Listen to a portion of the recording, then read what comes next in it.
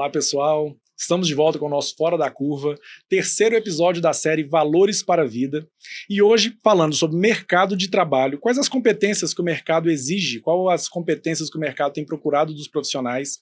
E esse assunto é para você, pai, mãe, formador humano, que visa, né? Sempre a gente fala sobre formar os nossos filhos para o mundo, para lidar com o mercado. E aí eu trouxe amigos, pessoas da minha vida, do meu coração, para falar um pouquinho sobre isso. E para falar pra gente hoje, eu trouxe meu parceiro, meu amigo Wallace Laender, diretor comercial, que vai se apresentar, vai falar um pouquinho da trajetória, artista também, né? Um amigo que o futebol, que foi nossa gravação passada sobre esporte, me trouxe. Carolina Quadros, psicóloga, gestora de RH, também colega de trabalho, trabalhamos juntos muitos anos, e é um prazer enorme ter você aqui. E o Alisson Viana, amigo também, que o futebol também me trouxe, sempre, que vai compor essa mesa com a gente e falar um pouquinho de trajetória profissional, disso, o que o mercado nos pede. E eu vou pedir para você começar se apresentando, Wallace. Obrigado, Etienne, pelo convite, muito bom estar aqui no Fora da Curva. Sou administrador de formação e calhou de ser diretor de empresa, né, de uma grande empresa do mercado de proteção veicular. E esse assunto muito me interessa, né? O mercado também tá mudando muito com o avanço, com a modernidade. E vai ser bom falar, prazer estar aqui, vai ser lindo. Obrigado. Muito prazer, sou a Carol, sou psicóloga de formação, atualmente atuo como psicóloga clínica, mas com uma bagagem aí enorme que eu acho que não vai me largar nunca, que é da área de RH, trabalhei muito tempo aí com a TI, né, a famosa tecnologia da informação, né, trabalhando aí com pessoas jovens até as mais velhas, então tem uma bagagem muito grande aí para a gente falar disso. E vai ser um prazer a gente poder discutir sobre essas novidades para as crianças e, né, as habilidades comportamentais aí. Bom demais. Primeiramente, agradecer o convite, né? Muito bom estar aqui. Sabe que é sempre bom a gente bater qualquer papo, sempre. Ainda mais a presença aqui de duas pessoas com certeza muito qualificadas. Também sou administrador de formação, especializações sempre na área de administração. E trabalho numa área completamente diferente, que é a odontologia. Então, acho que a gente pode explorar bastante aí temas de flexibilizar a carreira, entender novos caminhos e talvez saber que a vida não é só seguir para frente. Às vezes a gente pode desviar um pouquinho para o lado e vai dar tudo certo. Bacana, bom demais. Pessoal, muito obrigado mais uma vez, né? Eu quero reforçar isso, essa série que a gente está gravando de Valores para a Vida, a gente vai chegar nisso ainda, mas o principal para mim tem sido falar de formação humana, ou seja, ser humano. E vocês são pessoas do meu coração mesmo, eu fico muito feliz de estar tão à vontade numa mesa de amigos para a gente conversar sobre isso, porque vocês são muito queridos para mim e eu acredito muito que isso facilita muito a vida, né? Mas a gente começou a nossa série falando sobre escola. E eu queria muito que vocês, na ordem que quiserem, ficassem muito à vontade para falar o que a escola ajudou, como que a escola colaborou para que você fosse, né, para que você ocupasse o lugar que você ocupa hoje, nessa trajetória profissional de vocês. Como é que foi aí? Conta para mim dos alunos que eram vocês. Eu aluno gracista, né? Será? Muito. Assim, tudo que o professor falava sempre tinha uma gracinha. Eu lembro que uma das reuniões, meu pai cansava de ir, mandou meu irmão mais velho. Aí ela falou assim, Wallace, tudo ele tem uma piada, gente. Então, assim, tirou aquela parte do primeiro, segundo ano, que você está um pouquinho se descobrindo, não tem muita liberdade, a timidez te pega. Sei lá, a quinta série eu já estava no auge da palhaçada. A piada da quinta série é você. E aí, assim, a escola tem os limites, né, acho que o grande... Tem a alfabetização, que é a primeira escola ali. Depois tem o conhecimento. Mas a gente acaba se descobrindo nas relações, né? Você começa um futebol ali, a competição, você quer ser o melhor. Se você tem um pouquinho de competitividade em você, até nota ruim te deixa você para baixo, deixa você chambré. Então, acho que a formação ali é uma pequena amostra do que vai ser o mundo para frente ali.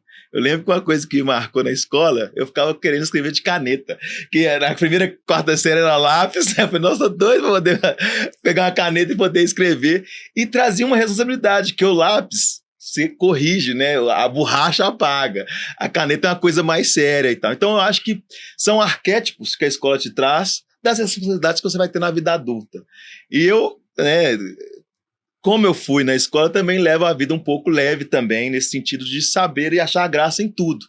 Então, eu lembro que eu, como palhaço que sou, o professor falou um dia assim, preciso de um aluno para me ajudar que eu vou fazer uma mágica e mostrar para vocês que a mágica é tudo engano. Aí eu, o mais racista de todos, aí o professor falou assim, eu vou fazer a banana sumir. Aí a turma inteira caiu de zoeira comigo, porque até o professor me achava engraçado e a ponto de fazer gracinhas. Então, eu acho que se você consegue ser essa pessoa, a escola te joga você para se descobrir. Aí, quando você falou no tema que você mandou, falou sobre família também. E aí que vem, né, em casa, assim, num ambiente de muita harmonia, você tinha segurança do amor da mãe e tal, então você tinha segurança para ser você na escola, mas de uma segurança que a família trazia. Mas tinha também, né, momentos ruins, a zoação que o dia que caía em você também, mas é um arquétipo da vida. Dá para você se desenvolver, mas eu acho que bem antes da escola tem que ter aquela segurança familiar que pode te deixar mais tranquilo para conviver com os alunos e colegas da escola. Show de bola, né? E se acerta até, não sei se assistiu o primeiro episódio, mas a gente fala família e escola. E eu fiz questão de colocar o família primeiro, porque é a base. É a base. Aí você toca num ponto muito legal, que é essa condição de ser você, de respeitar suas individualidades, sua individualidade aí, que a sua família te deu. Né? E isso você conseguiu levar. É óbvio que não tem família perfeita, mas eu acredito que sim, a segurança familiar te prepara para você ser seguro em qualquer ambiente, né? Porque a gente não precisa que todo mundo nos ame, né? Assim, hoje em dia no Instagram, eu acho que sim, né? O Instagram, as redes sociais deixou a gente muito dependente da curtida de todo mundo, de agradar a todos. Mas na realidade, eu acredito que a gente precisa de pouco amor ali. É seu pai, sua mãe, sua esposa, alguém muito próximo. Se você tendo isso, já te dá segurança pro resto. É assim, o ideal é que seja assim, se a pessoa não gosta de você, beleza, também não gosto dela, não precisa você ficar dependente disso.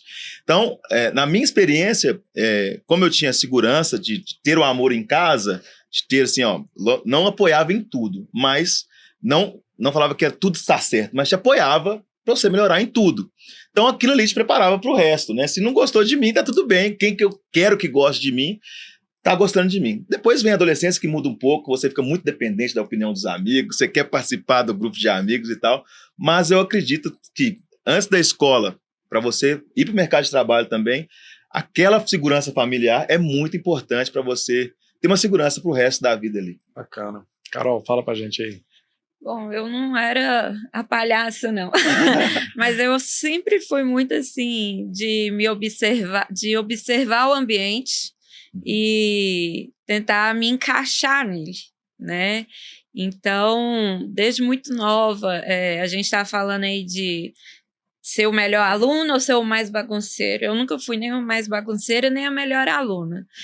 E aquela dificuldade, eu sempre tive uma dificuldade de ter que fazer aquilo que eu não gosto. O que eu não gosto, vou te falar, é doído eu ter que fazer, sabe? Eu sei bem. Você sabe, né? Então é doído mesmo, para mim. E sempre assim, tem a matéria que você não tem aptidão, não tem habilidade, sempre né? tem aquela ali, né? Tinha tipo a matemática. Sim. Então, se eu não era boa naquilo ali, porque em casa tudo me era permitido, mas na escola não era, né? Então, com o que eu ganhava? Eu sempre fui uma menina boazinha, gente boa, legal, me relacionava. Então, o relacionamento sempre fez muito parte da minha vida, né? Conquistar as coisas com o relacionamento, porque eu acho que o déficit de atenção era tão grande ali que, assim, bom, eu preciso ter a professora ali perto para ela poder me ajudar quando eu precisar, né? Não para eu ser a melhor, mas para eu tirar pelo menos 7 ali na prova. Para te salvar no conselho de classe. Para me salvar no conselho de classe.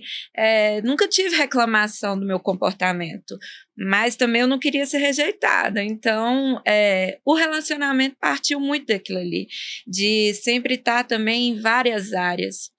E as escolas do interior, eu sou do interior de Minas, sou de Teoflotone, então é muito aquilo, neta de fulano, neta de ciclano. A família está sempre presente ali, né? Então, quem é você? A família acabava que você era primo de um, que era amigo de sua mãe, então o relacionamento ali, pelo menos, ele já era muito desenvolvido, né? Então, eu vejo que essas habilidades de um interior, que era um local mais acolhedor, isso contribuiu muito para o meu desenvolvimento, que foi um desafio também quando eu vim para a capital.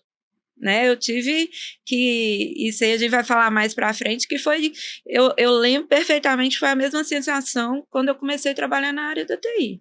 Quando eu fui pela primeira vez, eu trabalhei, a Fiat era cliente da empresa que eu trabalhava, meu diretor me levou lá, me apresentou e falou, tchau, dentro da fábrica, né, lá, e eu falei assim, tá, o que eu faço agora? Né? Eu não entendo nada de TI, tinha acabado de entrar na empresa, eu não entendo nada de carro, eu só pensava que aquela vaga tinha que ser do Etienne na época. Essa vaga é dele, não, é carro, é RH. E falei, o que eu vou fazer agora? E aí veio as habilidades de relacionamento, né? Então, continuo sem saber nada de TI, nada Mas você é bom em relacionamento. Mas eu conheço do operário ao CEO da empresa, né? Então, e isso por relacionamento, por gostar de conviver, por saber ter que desenvolver, sabe, né, onde está. Então, eu vejo que lá na escola, não ser a nota 10 me ajudou no meu relacionamento para poder me destacar no que eu faço hoje, né? Show de bola, show de bola. Então eu vou começar contando algo que eu acho que nem você sabe. Porque a escola ela me mudou e me moldou para a vida. Porque eu, ao contrário do que parece, eu era uma criança muito tímida. Você tá zoando. Muitíssimo tímida, até mais ou menos os meus 13, 14 anos. Eu era uma criança muito feia. Não que eu seja bonito. Acho que toda criança se acha feia, não, gente? Não, mas eu realmente era. Tem uns que têm noção que é verdade. Eu era inimigo da estética, de verdade. Mas eu tive que desenvolver habilidades de socialização, porque a gente que é adolescente, você quer estar perto das meninas bonitas, você quer estar perto dos amigos populares da escola, você quer jogar o futebol, você quer participar das festinhas, e eu não era convidado para nada. O futebol, sim, eu sempre era convidado, porque eu era muito bom de bola.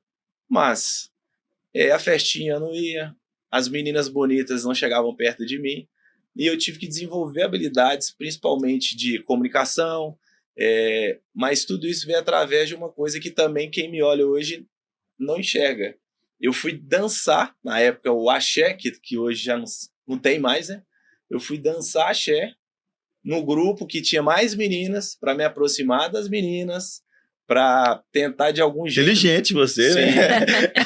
Estratégico. Me moldei. Você virar dançarino para se aproximar de meninas, é O cara nada mais tímido. para ser dançarino. Fui desenvolver uma habilidade ali de dança para poder estar perto das meninas, para poder ter uma aceitação num grupo, que é o que você falou, a gente vai ficando mais maduro e isso aí já não importa tanto mais. Você ser aceito em algum tipo de local. Mas na adolescência isso mata a gente. Na Né? adolescência, você quer isso estar nas festinhas, você não ser arrebenta. convidado. Cara, deixa eu fazer só uma observação dentro do que você está falando, Sim. que eu achei muito legal, Sim. que é um problema que eu, como psicólogo clínico, você também, que a gente enfrenta, a gente estava até falando disso agora, que eu vou muito na escola, quando precisa, né, e tal.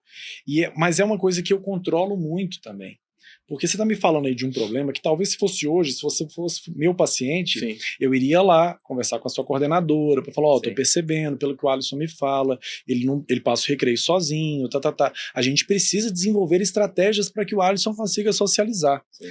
Só que nós temos aqui mais ou menos a mesma idade, todo mundo, na nossa época não tinha muito esse, era tipo assim, se vira, Sim. vai conversar, vai fazer. E você falando, Etienne, dessa questão de preparar para o mercado de trabalho, né? Os nãos dessa época nos ajudam a entender os nãos que virão mais sérios, né? E eu acho assim, até o bullying também, não apoiando o bullying, mas eu acho assim, você não ser aceito, igual eu sou negro, né? Na época, não era um problema. Eu nunca fui chamado, né? Era neguinho ou negão, não tinha meu nome. Mas o problema do negro naquela infância é o mesmo problema do narigudo também, né? A gente não tem... Lógico que a gente sabe que o racismo é uma coisa muito mais séria Sim, e tal. Mas o problema do narigudo, do negro, do branquelo, pra criança é o mesmo problema. A dor é a mesma. Assim, depois você entende que o negócio é mais sério e tal. Que é Mas uma coisa que eu trabalho muito. Do adulto não trazer para a situação a dor dele. O menino de 7 anos vai sofrer o bullying A, B ou C Sim. dentro da escola. A gente vai legislar com a nossa cabeça de 37 anos, 38 anos. A gente não vai legislar pensando que ali isso acontece. E boa colocação sua. Acontece. A gente Sim. sabe que o problema do racismo é muito mais profundo Sim, do que sim, o beiçudo, né, narigudo, qualquer coisa. Sim. Mas naquele problema ali, o dia que Naquela não tava situação, te zoando, né? dia que não é você. O foco tá lindo, você vai zoar igual, vai rir igual, e trazer essa leveza. Até você não trazer esse peso para essa infância é melhor, porque vai ter problemas que não seja de racismo, qualquer outro, até de habilidade que você não vai ter, e vai ser excluído. Saber lidar e enfrentar isso te torna muito mais forte. E aí você tá abrindo, desculpa, mas é bom falar disso, e aqui tá aberto para isso, tá, gente? Você tá abrindo uma página muito boa, e que eu não tenho resposta para isso, tá, gente? Mas que você falou sobre o trazer peso para a infância. E nós que estamos na clínica hoje, uma das coisas que eu mais bato na tecla com os pais que eu atendo é essa questão que eu falo do problema que acontece na escola às vezes. Sim. O pai, claro que eu preciso ouvir a dor da criança e dar atenção àquilo que está sendo colocado, mas a gente precisa conseguir reduzir ou traduzir o tamanho real daquele problema. Que é esse problema eu sofri com nariz, eu tenho uma cabeça muito grande, né? E aí, cabeçudo e tal, que quando Joãozinho me chamava de cabeçudo na minha escola, alguma coisa, ele não estava querendo ofender minha identidade. Por mais que a ação, se analisada friamente, é uma ofensa a uma estética e tal, mas uma coisa é um cara me ofender em algo que me toca, em uma fragilidade ou uma questão minha, com 20 anos, com 25, com 30, com 40, outra com 7, outra com 8. A motivação é diferente. É a provocaçãozinha, às vezes a zoação, ou às vezes a disputa de território que existe dentro da escola. Então a gente precisa conseguir contemporizar isso. Então é legal, a gente foi legal essa porta. Eu acredito que as leis, a escola, as leis, o Estado, ele tem que trazer, né, equidade mesmo. Mas a gente, como indivíduo, tem que ser forte sempre, né? Assim, estar preparado para o mercado de trabalho é você estar forte para as adversidades, porque o mundo não é feito para te agradar. Você tem que chegar lá e cavar a sua cave onde estiver. E eu sofri essa questão depois na fase adulta. Eu fui trabalhar no Bradesco como corretor. E como corretor, era de previdência, vida e previdência. Então, assim, tinha seguro de vida e tinha previdência. O que é previdência? Tinha aplicação financeira. E como é que funcionava no banco? O gerente chamava os corretores, que eu entendia de mercado financeiro, mais do que o gerente, tinha estudado para aquilo, para aplicar o dinheiro do empresário, né? Que tinha lá 100 mil, 200 mil, 300 mil, parado numa poupança. Então, a meta da Bradesco Vida e Previdência era pegar o dinheiro da poupança e colocar na aplicação do banco. E os corretores que faziam isso. E eu era um dos corretores. Mas eu via que o gerente, nem por maldade, pelo mercado, ele não gostava de me levar. Levava todos os corretores da agência, eu era o último, assim, se não tivesse ninguém, era eu. Só que o arquétipo da escola nunca me ensinou a ser chorão, né? Me ensinou a, cara, bom para a vida. E tinha o CLI do banco, que era os aposentados que tinham o dinheiro parado, eu também podia ligar para eles. A venda legal era com o gerente, né? Geralmente o cliente precisava do gerente para alguma coisa, então seria mais fácil. Mas eu pegava aquela listagem dos aposentados que tinham dinheiro parado, que era 100 mil, 50 mil, ligava em nome do Bradesco, eles iam no banco e eu batia as metas também igual.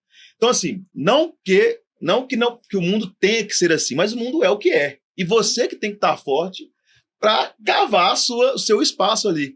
Então, voltando para como a escola pode te formar, ela vai te trazer problemas mesmo na infância, porque tudo é problema, né? Um copo d'água derramado, assim, é um problema para você quando você é criança. Você está na casa dos outros, derrama um copo, é um problema. Então, tudo é um problema na infância. Só se você estiver sabendo lidar que isso é mais um problema, na vida adulta também você vai bem.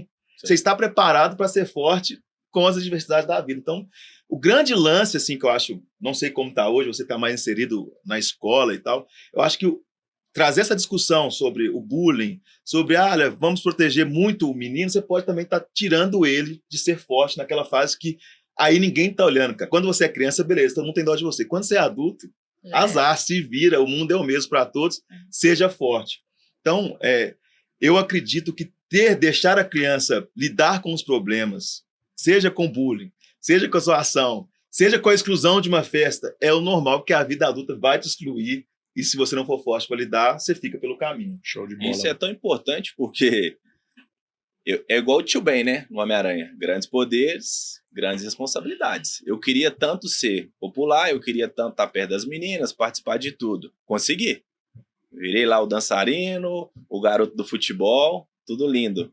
Mas isso aí veio com um ônus também, né? Porque aí você quer só estar inserido na parte legal da escola, que é os grupos, o social. Aí eu fui reprovado 2 vezes na escola, na 8ª série, no 2º ano do ensino médio. Mas me moldou, porque naquele momento da primeira reprovação, é uma reprovação, o pai e a mãe ficam bravos. Hoje quase não tem reprovação mais, né, Chico? Não tem? Tem, tá Tem, Na minha época tinha. ainda tem. E ainda era tem. avisado. É.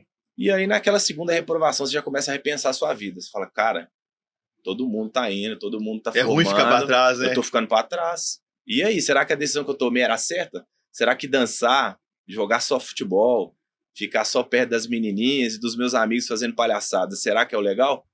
E mais à frente, assim, a gente vai conversar de outros temas até a gente chegar na carreira, como isso me moldou, até para habilidades na profissão, porque eu saí da escola com uma perspectiva muito baixa, pelo fato de ter sido reprovado 2 vezes, achar que assim, cara, os meus amigos todos aqui que viveram comigo já estão 2 anos na minha frente.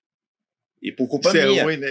Isso não é nada, hein? Não, que você pega no todo, esses 2 anos não representam nem tanta coisa assim, mas naquele momento é tudo naquele pra momento você. é tudo, porque você fala, cara, eu perdi 2 anos, a turma toda que veio comigo desde criança tá aí, ó, já tá trabalhando, já tá na faculdade, eu tô na escola ainda. E agora? Eu perdi 1 ano também. Eu sofri acidente e fiquei, sei lá, uns 3 meses sem ir na escola. E não tinha como recuperar o ano mais. Os professores colocaram, isso foi na 5ª série, colocaram que eu deveria perder o ano por causa dessa falta. E aí, mas mesmo assim eu me cobrei muito. Aí minha mãe falou comigo, não tinha como, meu filho. Assim, foi decisão. É melhor você voltar esse ano que você perdeu, que foi mal feito, do que você passar e não acompanhar. Mas aí foi muito bom que nessa virada, assim, eu troquei de colégio. Eu fiz amigos que são amigos meus, assim, até hoje. Até hoje. Toda, Te deu um conforto, né? Foi muito legal. Foi assim não no momento foi ruim, você, né? Perdi 1 ano e tal, mas depois acho que a vida se ajeitou ali, pra mim foi muito bom. A nossa pelada, então, só existe porque você reprovou. Olha isso que aí, maravilha, cara. A gente joga todo sábado. Que eu levei o Douglas e ele movimenta pelado. Exatamente, E é onde presidente. que eu ia chegar no discurso. Às vezes, esse tipo de, vamos dizer, essa decepção, esse erro que a gente tem pelo caminho, molda. Você acha outro caminho. Foi o meu caso. Eu falei, cara, e agora? Foi a primeira repensada de vida que eu tive. Eu falei, cara, eu tô com 18 anos, eu tenho mais 1 ano ainda de colégio, a turma que tava comigo já foi embora. O que vai ser da minha vida? Então foi a primeira repensada de vida que eu tive. Isso me ajudou bastante. O colégio foi muito legal. Eu desenvolvi algumas habilidades, mas foi a primeira vez que eu a gente repensei. vê hoje, que é muito diferente da nossa época, hoje tem uma equipe multidisciplinar para resolver aquele problema que problematizou, ficou grande.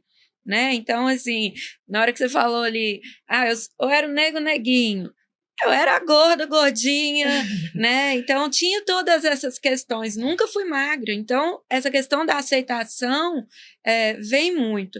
E eu não tinha que resolver isso. Não era uma coisa que minha mãe ia chegar lá e resolver o meu problema do meu corpo. Então, E os pais, antigamente, conversavam menos ainda, né? Que eu acho que hoje conversa mais. Eu acredito que você tinha o multidisciplinar em casa também, né? Que era correio, chinelo, castigo. Meu filho, a Então era Havaiana melhor resolver na 35 escola. voava. Era melhor entendeu? resolver lá. Era o meu caso. Exatamente. Em casa, 4 irmãos, assim, não tinham certo, apanhava todo mundo. Sim. Pra resolver, apanha todo. Chorou, entra e apanha junto. Mas eu não posso falar muito isso. Eu realmente tinha Havaiana 35 que voava, mas eu fui uma menina criada por vó. Entendi. Né? Então, realmente... Mas é aí que está o extremo, né? Em casa eu era criança criada por vó, era tudo muito bom, né? Minha mãe, a Havaiana cantava, mas não batia para doer. Só que na escola batia para doer. Pra doer, né? E era sem bater, doía. Sem bater, doía. Sem encostar, né? Então, e ali não tinha ninguém, não tinha uma equipe multidisciplinar, que bom que temos hoje, porque as coisas hoje também tomam uma proporção muito maior, muito mais séria. Temos outros problemas, do que naquela época. E a escola tem um papel né? mais importante, porque a gente estava até falando sobre os pais estão sempre, todos os dois estão trabalhando muito. Exato. Não tem mais avó, geralmente não tem isso de ficar na casa da avó, né? Assim. Exatamente. Então, assim, a problematização hoje é muito diferente. Só que a nossa época está muito mais acostumada a tomar as porradas e fazer esse desenvolvimento, porque se eu não fizer, quem vai fazer? Mas tem uma questão, e que eu gosto de falar, e às vezes eu falo que eu sou o psicólogo que mais dá tiro no pé, às vezes, porque acontece muito, muito, muito mesmo, de chegar a mãe ou o pai lá no consultório, tá, eu quero trazer meu filho aqui por causa disso, eu, não, bota esse cara pra jogar a bola, ele tá fazendo esporte, bota lá, pra ele apanhar e pra ele bater, e vai acontecer. De preferência hoje, não assista o treino pra você não ficar bravo com ninguém, e deixa ele resolver o problema. E aí você trouxe uma situação que definitivamente, tá, Alisson, nós não podemos falar hoje, claro que hoje mesmo, né, que a sua reprovação, pô, o que seria de você sem a reprovação? Sim, eu nem sei te dizer. Você tá entendendo que, assim, e aí o pai precisa ter essa tranquilidade, é difícil administrar, mas eu falo que nem todos os problemas a gente pode acabar o mundo por causa dele, porque geralmente hoje uma reprovação em casa, que ainda continua tendo, vira um problema, assim, do pai passar um ano sem falar com o filho. Eu tenho esses casos que lembra todos os dias que é o reprovado. Mas nós adultos precisamos ter a inteligência emocional, você vai falar sobre isso, de, pô, que eu posso aproveitar esse problema, e na infância é o melhor momento para você fazer isso, para que esse cara aprenda a refletir. Porque a sua grande virada de chave, sem psicólogo, foi parar e, opa, não tá legal. Que é uma coisa que normalmente o cara vai fazer na vida. Sim. Opa, deixa eu ver aqui. Então, assim, esse tombo faz parte também de quem você é hoje. Sim. Porque você conseguiu transformá-lo em algo positivo. Sim. Mas isso precisa ser levado em consideração. Porque eu vejo muito hoje na família, o pai não quer que o filho passe por isso. O pai quer poupar o filho de todos os percalços, que são percalços que nos formam. Isso é tão interessante você falar, porque no momento da minha segunda reprovação na escola, eu tive uma conversa muito tranquila com a minha mãe, mas muito direta. A minha mãe sentou e falou comigo: o que está acontecendo com você hoje vai ter impacto direto lá na frente. E essa responsabilidade, ela não é minha, ela é sua. Você tem todas as ferramentas para ir para a escola, estudar e concluir o curso. Você não concluiu, você sabe o porquê. E eu sabia, foi por molecagem na época. E ela falou assim: só você pode fazer isso. Eu não posso pegar o caderno, o lápis e a caneta e lá estudar para você. Mas lá na frente você vai sentir um reflexo disso. Então a decisão é sua. E eu bato muito nessa tecla porque aí entra o meu trabalho. Sim. Porque o que eu faço muito num caso como o seu? Eu gosto de analisar todo o recorte. Eu não analiso só a reprovação. Sim. Talvez, tá? Não, mas é a forma que eu trabalho. Se eu fosse seu psicólogo lá na época, talvez, te conhecendo, nesse contexto que você está falando, eu gosto de apresentar isso para a família. Falar que ele reprovou, nós vamos puxar a orelha dele, ele reprovou, mas ó o ganho A, B, C e D, que é para a vida. E eu falo que uma das minhas grandes das grandes qualidades que o meu trabalho me faz ter hoje foi ter sido gestor de RH antes. Sim. Porque eu olho o menino eu não atendo mais criança de 0 a 12, mas eu olho o menino de 13, de 14, eu fico, quais as competências, exatamente esse tema. O que esse cara tá precisando, às vezes, e eu sinto muito por isso, chegam casos para mim que o menino é nota 10, destruído emocionalmente por qualquer outro problema, mas só que a nota camuflou. Porque o pai ainda hoje tem um grande defeito. Ele só procura ajuda quando a nota tá ruim. Se ele tá dentro de casa, meio quieto, não tá dando trabalho, tá tudo bem. E às vezes você tá com um problema emocional muito grande. Então o menino é resumido em número. Geralmente. A gente tem esse problema claro na clínica hoje. Mas enfim, então a nota, ela me ajuda muito nesse ponto, que às vezes a nota faz com que o cara apareça lá.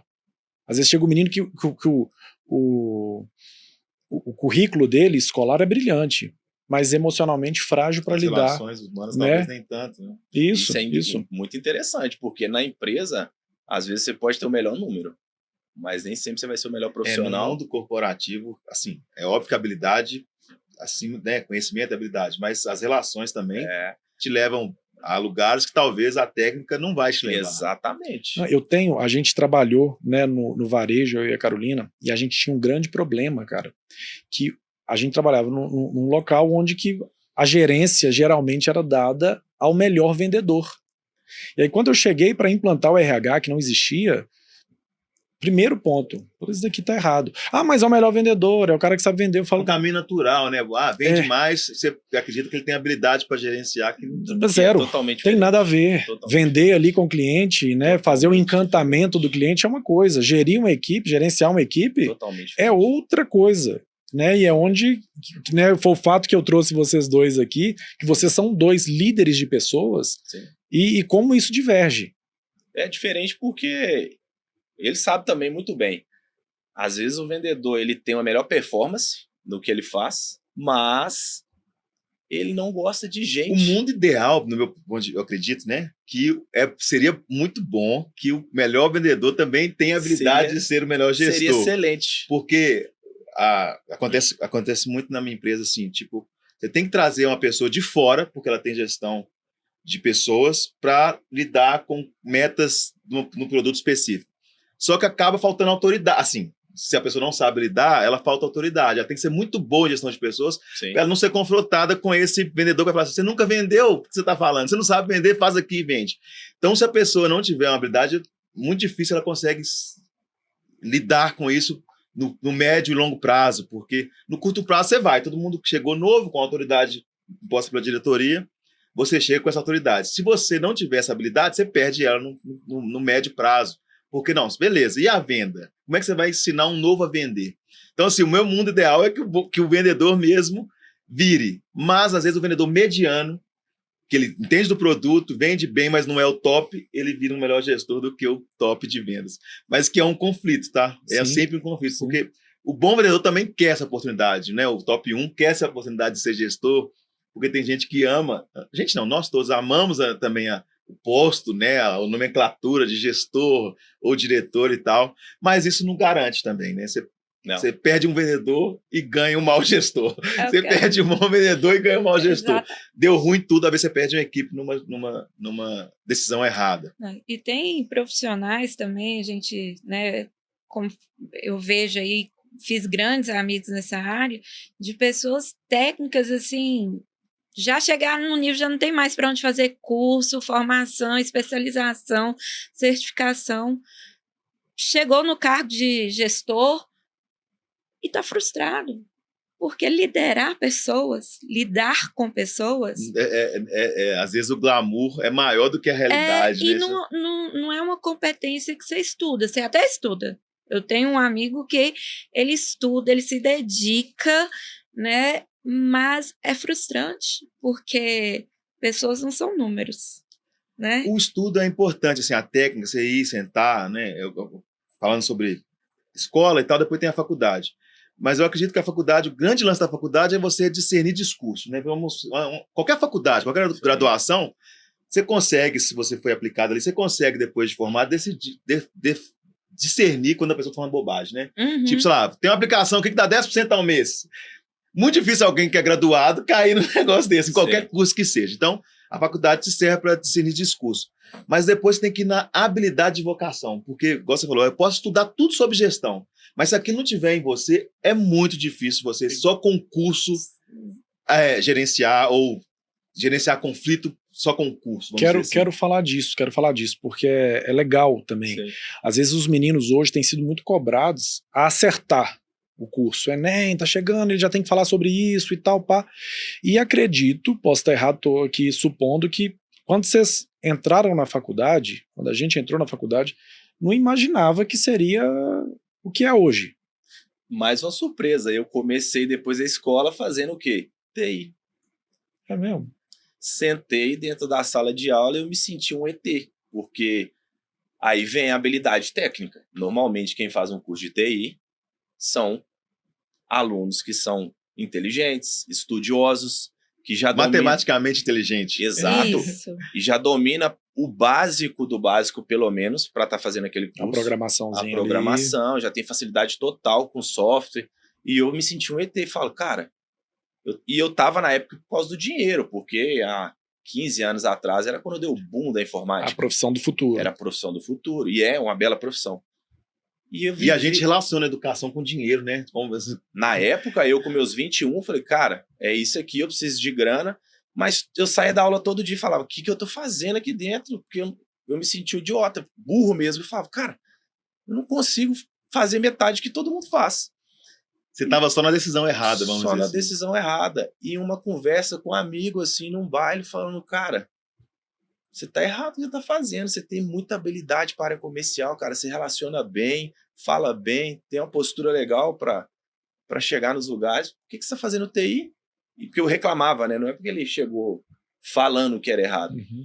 E foi me descobrir na área de vendas depois de uns 3, 4 anos. E aí fui pro meu primeiro episódio como gestor e aconteceu exatamente o que você falou aí agora. Fiquei pouco tempo como vendedor e já identificaram em mim um perfil de gestão, só que muito novo. Eu tinha uma equipe que todos eram mais velhos que eu de idade, de mercado. Nossa, que desafio, né? Ser o Todos. mais novo gerenciar. Gerenciando, e eu entrei na posição mais baixa que os vendedores e saltei direto para a gerência. E eu tinha muitos problemas de conflito que eu não sabia resolver, porque eu não estava preparado. Eu tive o melhor Porque vendedor. o tempo também educa, né? Tipo assim. Sim, vai calejar. O melhor vendedor em números, ele não conversava comigo, porque ele não admitia de maneira nenhuma que eu fosse gerente dele. Uhum. Ele tinha um comportamento complicado, mas não foi isso que me fez não estar lá mais. Foi a minha falta de habilidade na época para lidar com isso. Porque eu achava que ser gerente era lidar com números. Se eu estou entregando a meta, o dono da empresa está feliz. Se eu estou entregando a meta, o vendedor está ganhando dinheiro, que ele está entregando a meta, todo mundo está feliz comigo. Mas não é isso. A gente fala de gerir pessoas, é gente. É igual o psicólogo, trabalha. E é uma com linha gente. tênue também, porque Muito. acaba que o gestor, por mais que ele tenha uma responsabilidade do cara estar bem, né?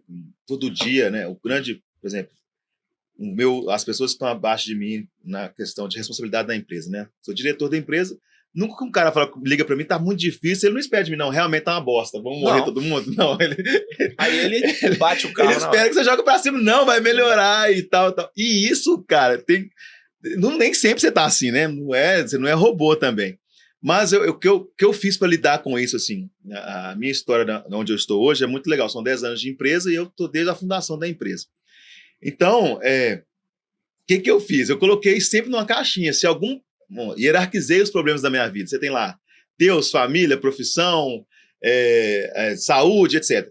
Então, o que eu fazia? Assim, às vezes nem tudo na minha vida estava muito bem. Mas como o profissional estava bem, então eu sempre jogava, mesmo se o relacionamento tá ruim, mas se a profissão tá bem, eu não vou deixar que o relacionamento ruim atrapalhe a profissão. Então, foi assim que eu consegui, sempre que alguém vem com energia, né, a pessoa espera de mim que eu jogue ela para cima. Sim. E eu sou um dos fundadores da empresa, então eu vou jogar para cima também. Nunca vou deixar ela para baixo. Só que, tirando a questão, quando eu perdi meu pai, que eu nem atendi o telefone, mas eu tô sempre disposto a dar uma boa palavra naquele negócio que eu acredito que cara, tá ruim a sua vida, brigou com a sua esposa, brigou com o seu filho, e o trabalho? Você vai acabar de fuder tudo? Não pode. Então pega o trabalho e joga isso pra cima. Mas é uma coisa que você tem que ter maturidade, né? Porque quando você não é maduro, você coloca qualquer problema acima, o seu problema tá acima de tudo, né? Não, não tô bem, não conversa comigo hoje não. O que tem a ver uma coisa com a outra? Você não tá bem, você quer que todo mundo fique uma bosta? Então, o gestor nem sempre vai ter essa habilidade, que tem gente que não alcançou essa maturidade para saber diferenciar, hierarquizar as caixinhas ali, né? Olha, não tá tão legal a situação da minha vida, mas essa aqui tá boa. Eu vou estragar essa aqui e acabar de ferrar tudo. Então, e aí que tá. O bom vendedor bate meta, não conversa comigo, não. Tá bom, não quer, tem gente, né? Tem gente que bate meta e nem quer ir nas festas, porque ele tá muito preocupado com o BO dele lá, e tá tudo certo. Ele só não pode ser o gestor, né? Porque ele vai precisar. Ele vai precisar ir na festa. Ele vai precisar ir na festa. Tá tudo bem você não ir na festa porque bateu meta, mas o gestor tem que estar lá, porque tem mais 10, 15, 20 pessoas que você precisa ser o norte para aquelas pessoas. E detalhe, você tem que estar sorrindo. E tem que estar sorrindo. Você não pode estar lá só presença VIP, né? Assim, é o peso, né? Quando sobre as grandes responsabilidades, é isso. Você quer isso? Você tem que estar um bom dia mais feliz do que o seu vendedor. Geralmente o gestor tem que estar mais feliz, nem que seja fake news, do que o seu vendedor. E vocês estão falando de coisas aí que eu tô achando muito legal. Assim, parece, se a gente tivesse programado, não estaria dando tão certo. Que tem partes dessa formação, cara, que ela é intangível. Sim. Que é a sua escolha de ter ido pro clube da dança lá. Sim. Tá entendendo? Que você não ensina. E eu falo muito disso, eu tenho muita dificuldade. Muita gente fala, ai, Tiene, dá mentoria pra psicólogo. Eu falo, cara, não dá. Sim. Porque tem coisas que eu sou que eu não ensino. que aconteceram por causa do ano que eu fui atleta de vôlei, que aconteceram por causa da igreja, que eu cresci num ambiente cristão, então me ajudava a ter que apresentar lá no culto. Então são coisas assim, são habilidades, ferramentas que a gente vai se iniciando, só que a gente nem sabe naquele momento que vai reverberar lá na frente. Hoje eu tenho um lema de vida, meu consultório, quem conhece vê, que eu sou o profissional que sou por causa do esporte. A faculdade, que a gente vai falar disso um pouquinho, foi muito importante. Eu ia desistir no terceiro período da psicologia por uma questão financeira. Eu não conheço psicólogo que ganha dinheiro.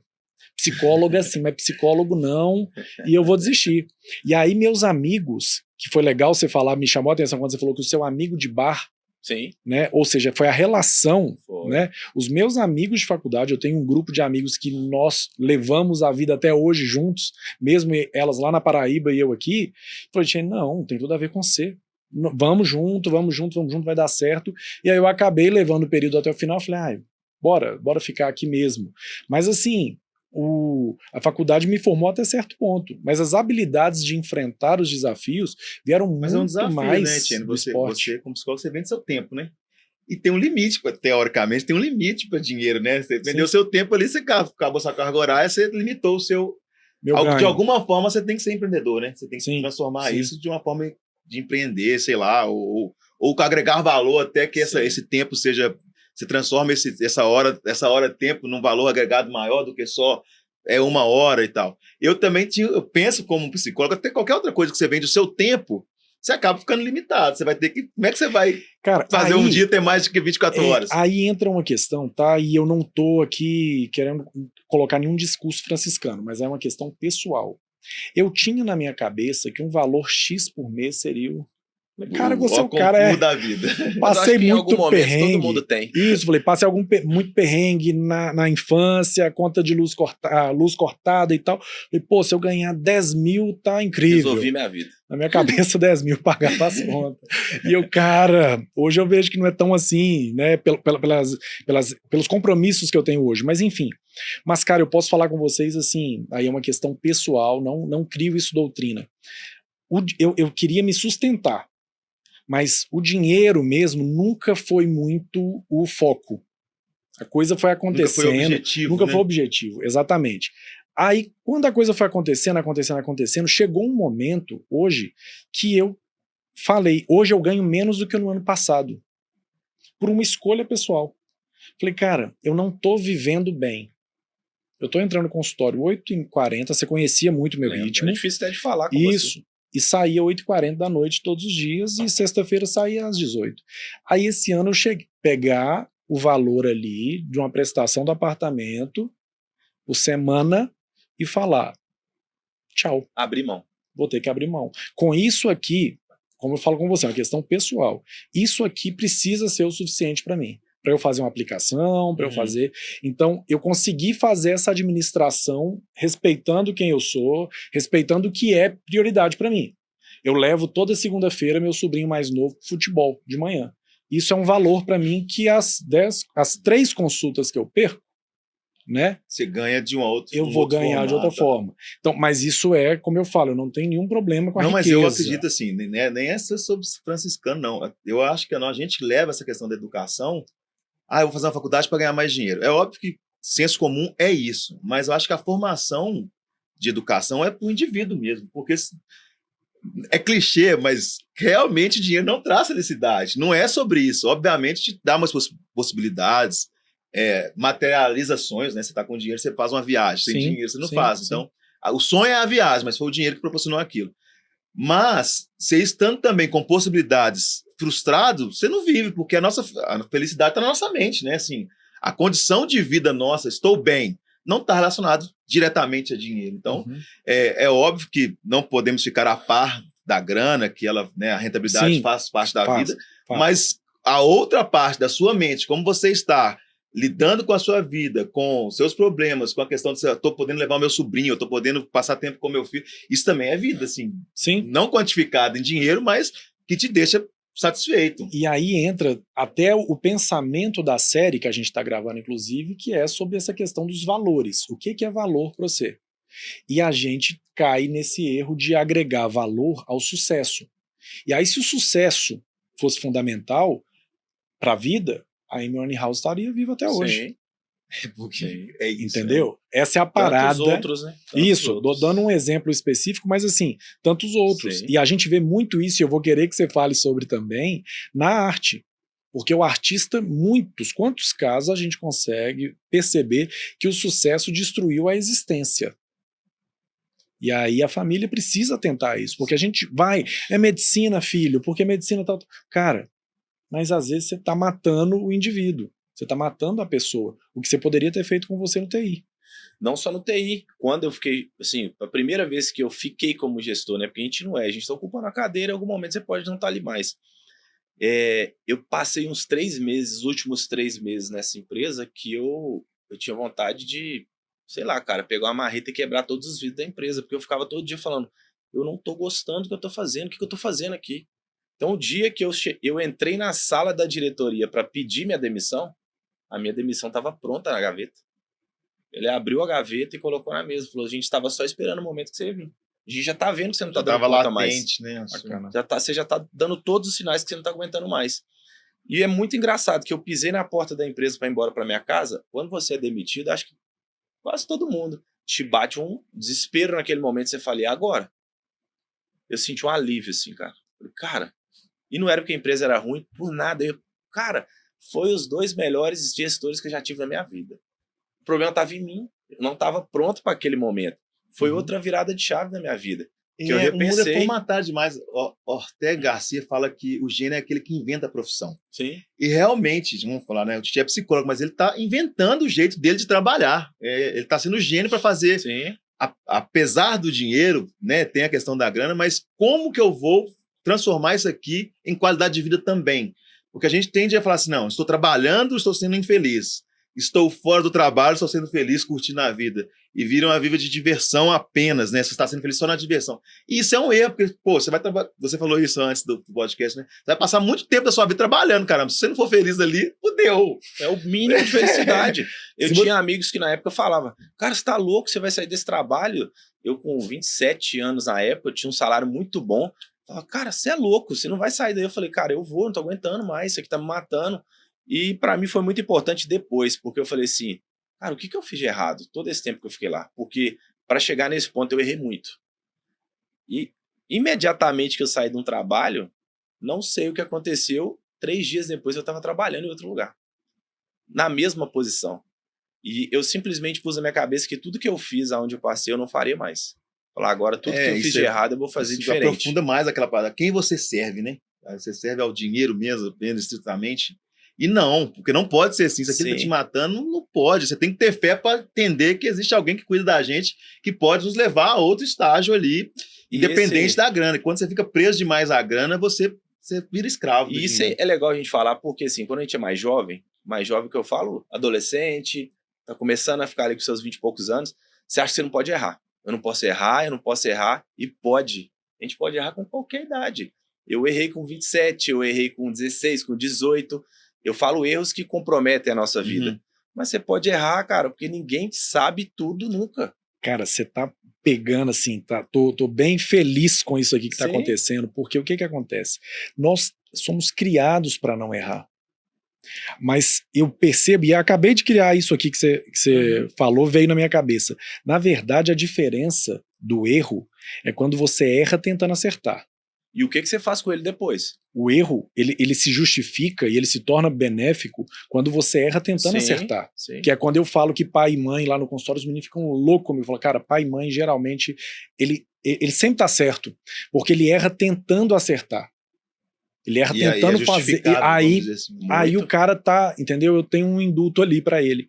Então, assim, essa questão sua do erro na primeira empresa, você tava tentando acertar também. Claro. Tava usando ferramentas péssimas, não tava feliz e tal, ok, mas tinha a tentativa do acerto. Você não tava por molecagem. Não, e eu vi depois que eu saí que eu errei muito com a turma, mas muito assim. Daí eu falo, cara, como que eu fazia esse tipo de coisa?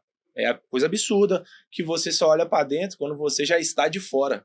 Quando você está inserido, você não consegue ver. E a gente precisa saber comunicar isso sobre o erro. A gente fala pouco do erro, porque o erro ele é condenável o tempo inteiro. Uma coisa é eu errar de não ir para aula porque eu quis dormir. Outra coisa é eu ter faltado aula para vender alguma coisa, para comprar minha chuteira, sei lá. Sim. Tem um exemplo que pode acontecer dentro Sim. de casa. Então, assim, como você vai conseguir comunicar isso com aquele que você está formando? E é um pouco cultural, eu acho, nosso aqui no Muito. Brasil, de eu virar para ela e falar, por exemplo, que a gente trabalha junto, e eu falar com ela, olha, isso aqui que você fez eu não achei legal, normalmente a gente não costuma fazer assim, vamos fazer desse outro jeito, porque não é assim que faz. As pessoas não são muito abertas a esse Feedback, tipo, não. ao feedback você lida com isso sempre, né? Cara, assim, a minha forma de gestão, ela é muito horizontal, né? Eu entendo que, você é diretor. E eu tenho que me cobrar isso. Lógico que eu sei do peso disso e tal. Só que vamos pegar 200 anos atrás, o diretor não existia. Diretor de empresa é uma profissão muito nova, uma coisa Sim. muito nova. Então, a vida não é sobre isso. É óbvio que eu entendo a minha responsabilidade, né, de estar lá guiando algumas pessoas, dando norte, mas eu chamo as pessoas para pensar nela. Por exemplo, eu não gosto de xingar ninguém, né? Você não está me entregando isso. Eu sempre lembro o que ela prometeu, né? Quando eu vou dar o feedback, eu vou não naquilo que eu quero, naquilo que ele falou que ia fazer. Sim. Então, ele chega um momento que ele vê que é ele que está errando com ele mesmo, porque se ele não fizer aquilo que ele se propôs, eu vou sofrer também, a empresa toda sofre, mas quem sofre mais é ele, a família dele e os sonhos dele. Trabalhar com vendas é bom por causa disso, né? Eu até Muito. falo que o comercial é maravilhoso, porque o administrativo não dá para você fazer isso, né?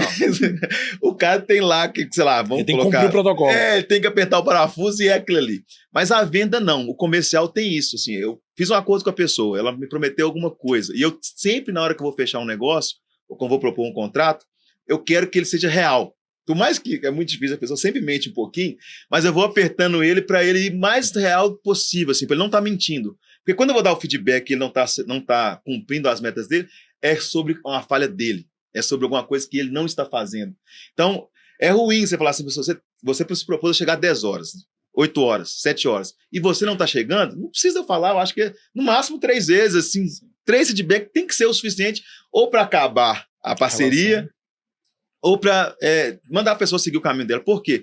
Você falou que ia fazer e não está fazendo, eu preciso te chamar a atenção, nós estamos falando de adultos. E assim, não é 100% como nada na vida, mas quando você chama a pessoa para ela enxergar que, eu estou fingindo que estou trabalhando, não muda para mim, mas para a pessoa muda. Eu lembro que maturidade para a gente chega, né, demora a chegar, como todo mundo. Eu lembro que eu tinha uma regional, do mesmo ramo que eu trabalho hoje, eu tinha uma regional. E eu sou muito cruzeirense. E o Cruzeiro, na época, 13, 14, eu acho, estava muito bem, né? Então, jogo quarta e domingo. E a gente ia pro Mineirão. Aí você pegava, assim, a segunda-feira. Eu fui no Mineirão 11 horas da manhã, fazia churrasco no Mineirão, bebia pra caramba, chegava pra ver o jogo tonto demais, mas o Cruzeiro ganhava, então era sempre feliz. Aí ia segunda-feira. Segunda-feira já acordava de ressaca.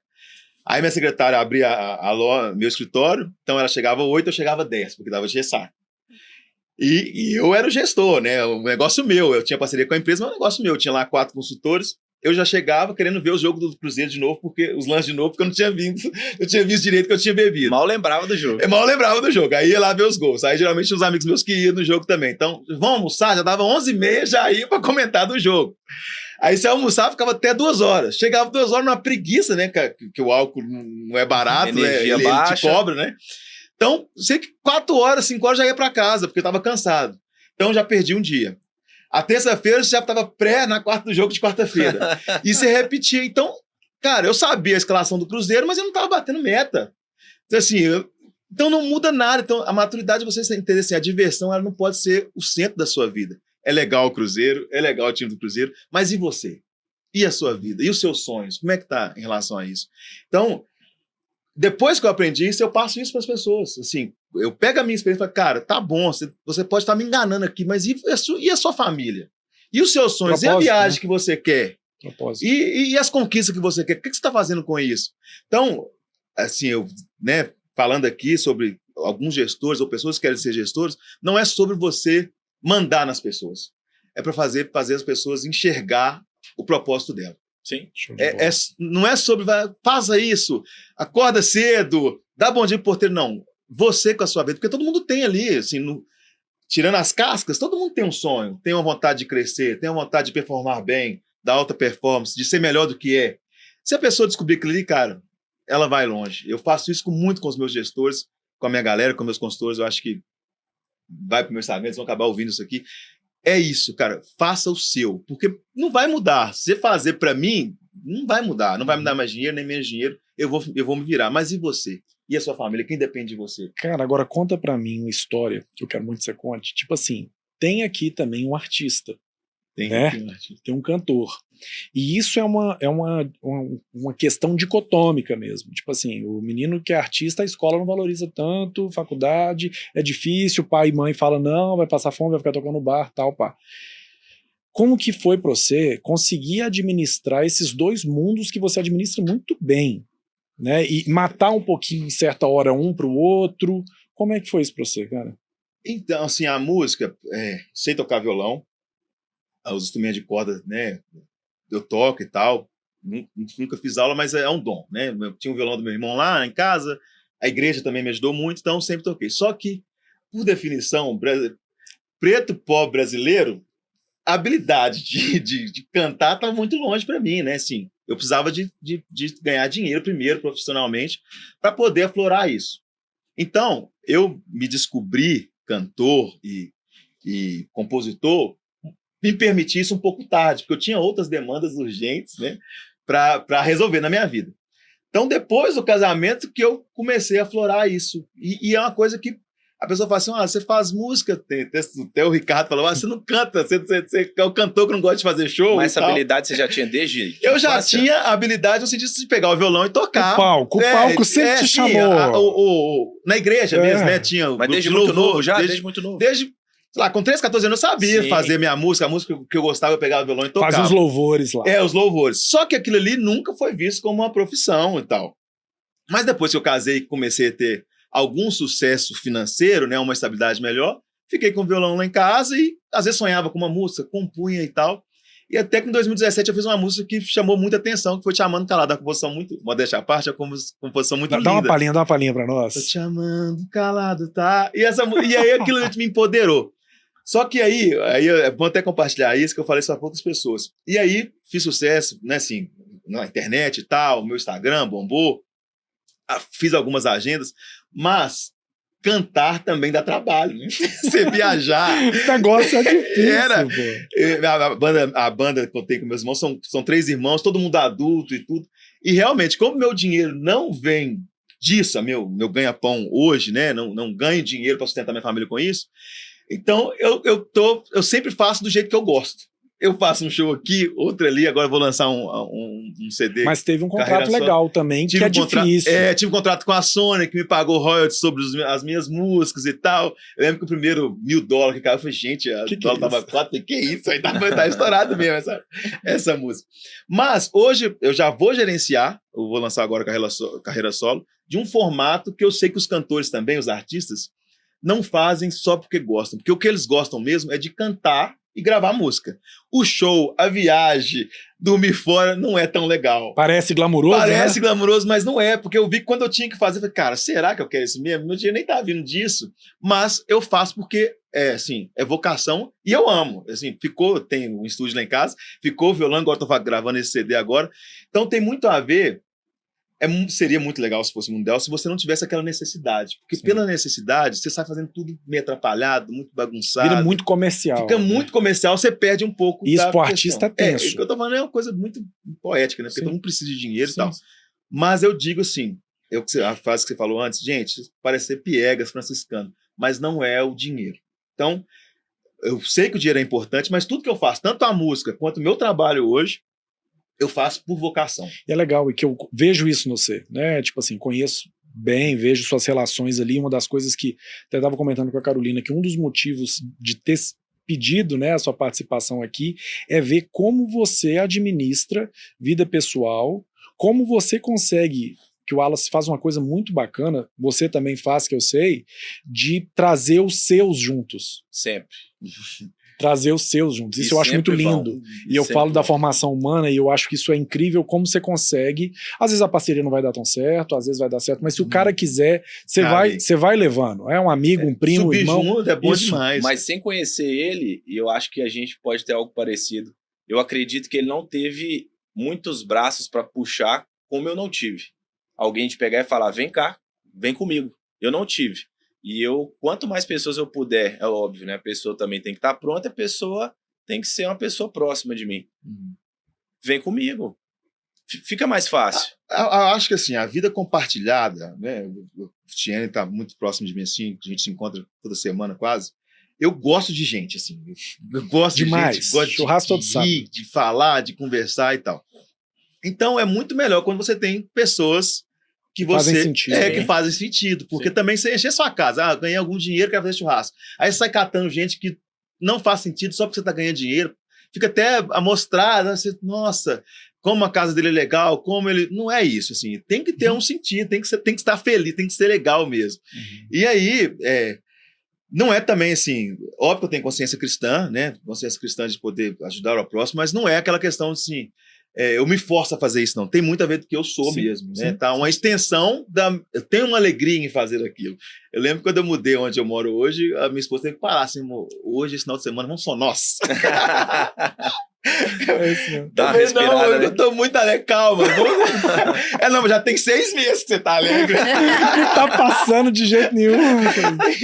Mas também, vai lá e volta cá. Você também, né, tem que saber ser feliz com você mesmo. A alegria que vem de dentro de você. Se não tem ninguém, tá só assim, deitado, sem fazer nada e tranquilo. Eu gosto. Aprendi também a ser assim, Bom. porque é o tempero. Acho que a vida é temperada. Nem céu, nem inferno, não vão ficar na cruz aqui. Show de bola. Infelizmente, nosso tempo está acabando, mas eu vou fazer mais uma pergunta antes da gente finalizar, que eu queria que vocês sintetizassem muito rápido. Você até falou comigo ali fora. Sim. Quais as competências vocês acreditam que fizeram com que vocês chegassem aí? Que alcançassem, ou que vocês procuram quando selecionam pessoas, né? Como é que é isso para vocês? Acho que eu vou deixar a Carol falar, que a gente tá deixando a Carol falar quase nada. Eu acredito muito que... Carol foi colocada aqui com 2, 3 homens faladores, né, Carol? Já tô acostumada. Desculpa, Etienne já me... Ela tá ali, tem uns 2 minutos pensando em como ela joga o copo na cabeça de alguém, mas... Não, mas eu acredito que a questão da adaptabilidade, né, das pessoas conseguirem se adaptar aos ambientes, a resiliência. Hoje é tão falar disso, mas Parece clichê, mas é verdade isso. É a verdade.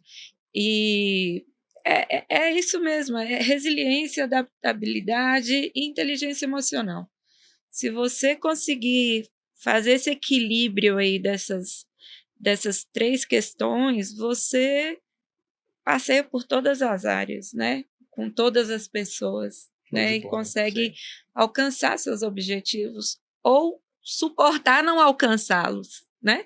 Porque nem sempre a gente vai alcançar, mas ter sabedoria para passar por isso. Carol, uma dúvida, e me fale se você puder também, porque dentro do TI, já tive alguns contatos, né, na área de TI, assim, para fazer uma palestra ou outra, e eu vejo muito, a profissão do momento, né, de certa forma, tudo hoje é automatizado, enfim, mas faltam muito essas competências, porque geralmente são pessoas muito ligadas ao operacional.